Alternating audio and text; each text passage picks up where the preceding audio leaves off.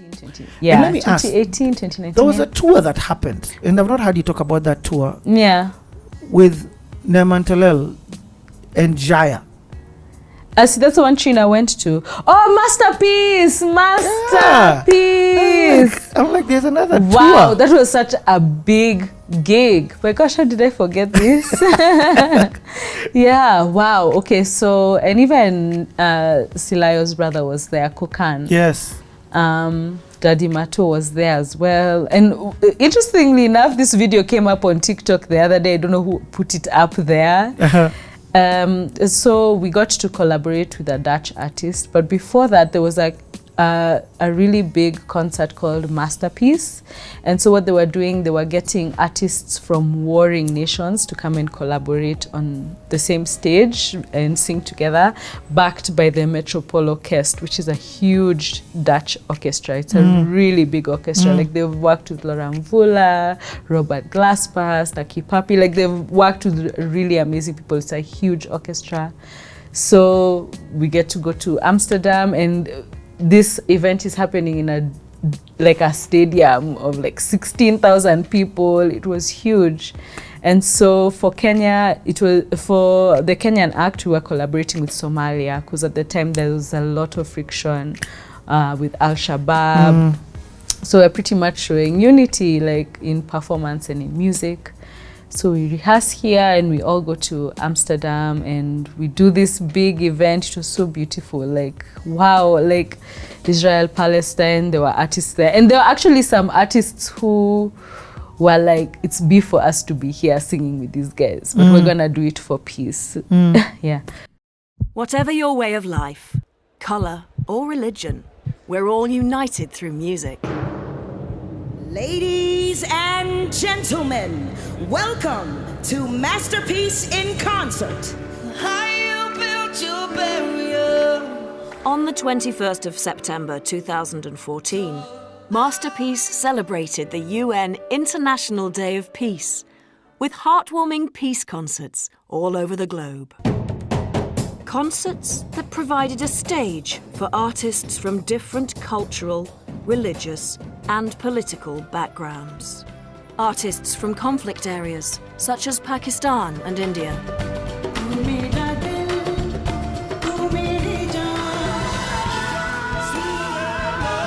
Serbia and Croatia. Israel and Palestine.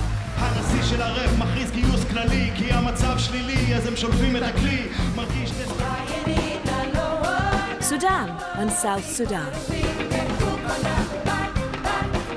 Russia and the Ukraine. All bridging their political, cultural, or religious gap by boldly appearing together on one stage. Music above fighting. With 55 Masterpiece events in 45 countries, including many in conflict areas, it was a global event.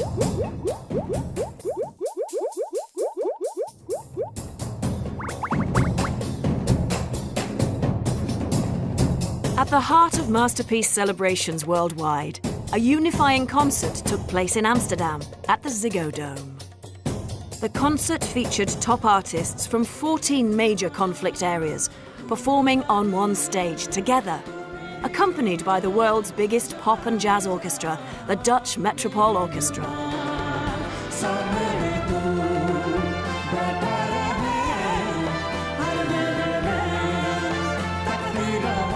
This International Day of Peace does not only mean a Masterpiece concert here in Holland, but there are 55 Masterpiece concerts going on over the world, happening right now. During the unifying concert, a live video connection was set up to make a heart connection with other Masterpiece events worldwide. Hello Masterpiece, hello Amsterdam. We are here in the second largest city of Armenia, Gyumri.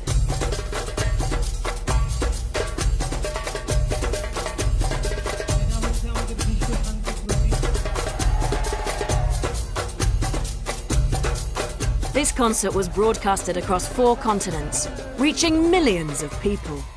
The outreach inspired thousands of new peace builders, media, artists, and companies to team up with the movement and support Masterpiece goals towards 2020. By then, it aims to have 400,000 Nelsons using music, art, sport, dialogue, and disarmament to prevent new armed conflict.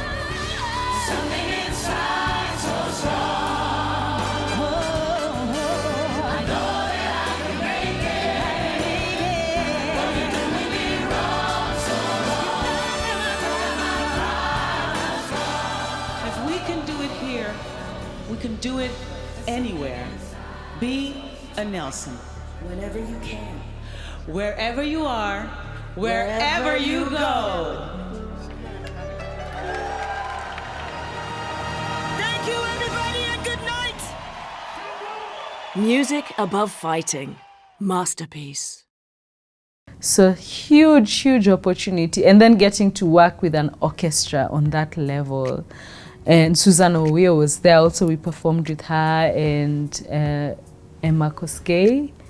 Yeah, so it was a huge gig. It was such a beautiful experience, man. It was one of those for, wow, this is amazing. I can't believe we're doing this. And then from that concert, we got to meet a Dutch artist called Van Velsen, who loved the Kenyans. And his favorite song was like, Jambo, Jambo Bwana. He wanted to sing it 1,000 times. And we're just like, let's just indulge this dude and sing it with him. But him and his band were so fun.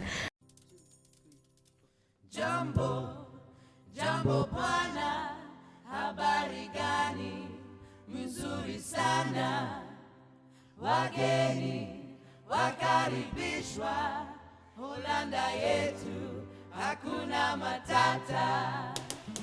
Jambo, Jambo Bwana, habari gani, mzuri sana, wageni, wakaribishwa, Holanda yetu, hakuna matata.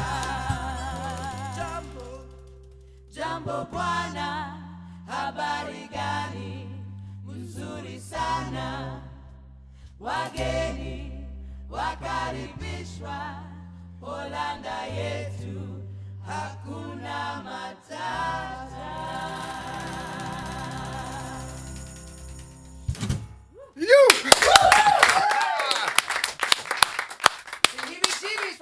Ja, applaus. Wat een energie, wat lekker. And they invited us back to work on their album. Like, can we collaborate with you guys to kind of make like a Lady Smith, Black Mambazo situation of like Africans with, you know. So we make this music with them, and we actually shot a video. Do you record originals?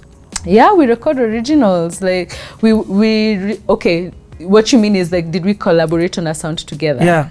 So what did you write, like, work on songs from scratch? Not really. They already knew what they wanted us to sing. Okay. So we did a single, we shot the video there. We got to go back again just to like do all this stuff, which was an amazing opportunity. Getting to do a media tour in another country was wild. And then also just seeing what it looks like to be an artist in another country, where now there's systems and there's structures and there's a label and what they're afforded, and just seeing how that whole system runs, just like, wow. Hey, huku kuna budget. It was so beautiful. And I think that was the first time I worked with white people, and it felt like a peer-to-peer relationship. Collaborative. It didn't feel like a power play. It didn't feel like a like we should be grateful. It was just like, wow, you're a human being, I'm a human being, we make music, let's make music together. And that was like, wow, this is amazing. That's crazy. And you're going to leave out that story. Yeah. Now, brown cow. So, okay. But that was earlier on. This was 2000s and something. Yeah. So now fast forward to after the squad. Is there anything that I've left out that you feel like before, after the squad, that you want to talk about? After the squad, I think this is where, in the squad is where I saw that I was little and I was trying to make myself big. What does And that I mean? was being with big, I was always in the room with big people. But the truth of the matter is that I felt little. And so being in the squad and observing how they move and their careers and feeling like I'm little.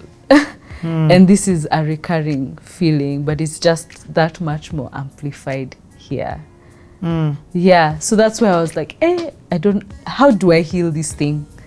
How do I heal this thing? I need to heal this thing. That's self-worth. Yes. Yeah. Because you're comparing Blinky's flying all over across the Yes. world. Mazonis who could just come back from doing an album. Cargo is producing all, so that made you feel. I'm like, wow, the truth of the matter is that I'm little. And I don't know how to fix it. But I'm sure they were like, you're one of us. In fact, they probably, it wasn't like you're a small sis or anything. They're just like, Fena, we're just happy to have Mayonde with us. Like, it's a privilege. Well, I was happy to be there, and for the most part, I really held my game face. Yeah. But I remember just being like, wow, there's something they have that I don't have. And there's a confidence, there's a knowing, there's a power that I certainly now that I'm here, I know that I don't have it, and I don't know where I'm going to get it. Okay. Yeah.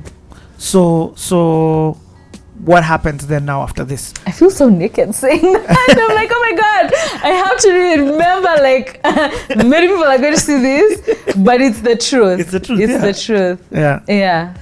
So what happens? How do you go looking to restore that? Or what happens after that? I'm actually like, guys, I'm gonna take a break from this. For real? Yeah. And I'm like, they came home and I was just like, let's have dinner. And I'm like, I'm not in a good place. I can't be here anymore. Let me just go work on myself a bit.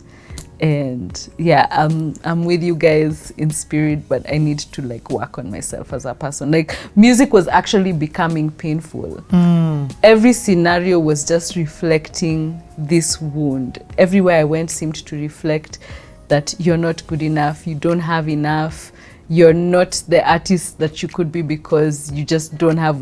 It just felt like the world was showing me that every situation, anything that I would call in that would look like the solution would fizzle out. Like, doors would just close, and I'm like, this is finally it. I'm gonna have the money I need to build myself up or to do the thing I'm supposed to do, because a lot of the things I was doing was, let me just work with what I have.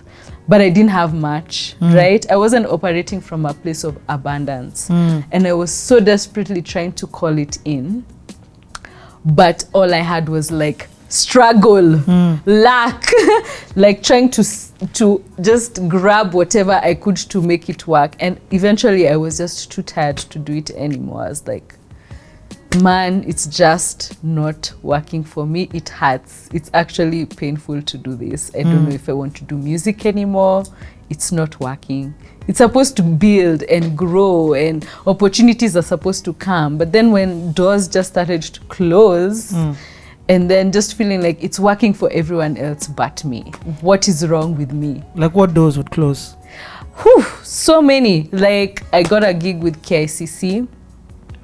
And I was to be like the brand ambassador of KSCC, the artist brand ambassador, and it was me and Calligraph. And what had happened was Nana... Yes, Gashera. Yes, anyway.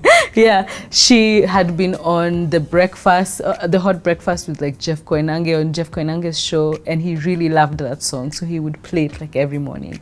And she was just like, what is this song about Nairobi? Whoever sang it, I must have a meeting with her. And so like, she just came up with this idea. She wanted to make this like stage at KICC. This was pre-COVID, where they would have shows every weekend, and then I could be like the highlight artist every weekend, like a residency almost, like in Vegas, but at KICC. And like, I was gonna it was gonna be such a good deal. I'm like, finally the thing I've been waiting for. And this was when I was on KTN as a guest judge. So I'm just like, finally, it's gonna happen. that thing was strung along. We went for meeting after meeting, and like there's an announcement made on Instagram. I'm like, here we go. And then just silence. Like, so what's happening? We'll get back to you. So what's happening? So what's happening? And I remember going for a meeting, the meeting where we were like we thought we were going to go sign the contract. We met new guys who'd just come into KCC, and there was a lot of resistance. Like, what is the benefit of this plan? What is it going to do? How is it going to add value? So it felt like, oh, there's red tape here. Maybe this was a plan that we were rolling with, but now there's new management and it's not gonna happen.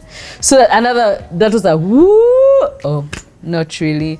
Or I was had to do a campus tour where I was going to go to different campuses across the country, and the whole tour was based on contraception, like going to educate. It was like a sex education tour. I was pretty much like the sex auntie, big sister to like advocate safe sex and contraceptives, and then I would perform.